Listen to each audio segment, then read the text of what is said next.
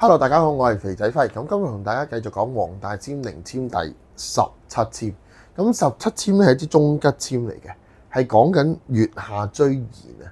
咁月下追賢係邊個呢？其實最出名就梗係蕭何月下追韓信啦。咁四句籤文就咁講嘅：秋水兼下白露凝，盈庭月色浸皆清。清風吹動馬鈴薯，係馬鈴響啊！響接晨鐘不斷聲。咁你有冇留意呢？呢一個四句籤文呢，係用一個叫頂真法嘅方式去講嘅，因為佢係秋水兼下白露凝啊嘛，而之後就盈庭月色浸皆清。清就咩啊？清風吹動馬鈴響，響接晨鐘不斷聲。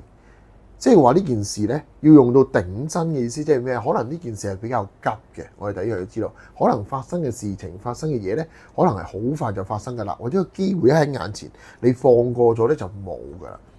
咁個故事講咩呢？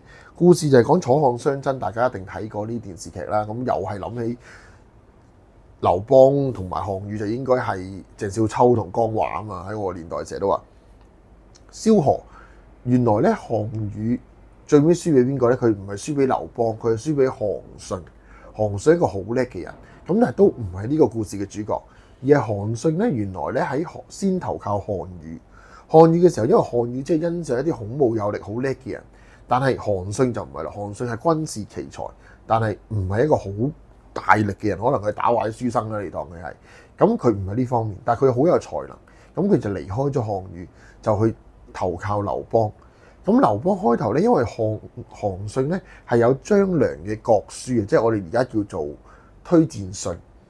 因為佢份人係好自負或者係冇自信定點咧，佢冇攞到嗰封推薦信出嚟就投靠劉邦。咁劉邦就覺得，你係人哋嘅人過嚟投靠我唔可信嘅，咁就即係投閒自散，佢就冇俾一個好重要嘅職位佢。咁韓信就心高氣傲，就受唔得呢啲，咁就心灰意冷咧，咁就離開啦。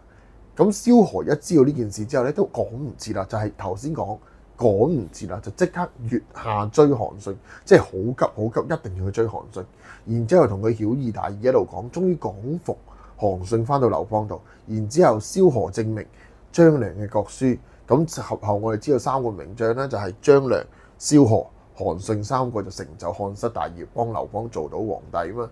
咁所以呢個係好重要嘅一個故事。咁最尾我哋當然知道韓信就打仗一路贏，跟住最尾就四面楚歌，就逼到項羽就烏江自刎啦，咁就得到漢室嘅天下。咁呢個故事講咩呢？故事講我哋咧要重視咩啊？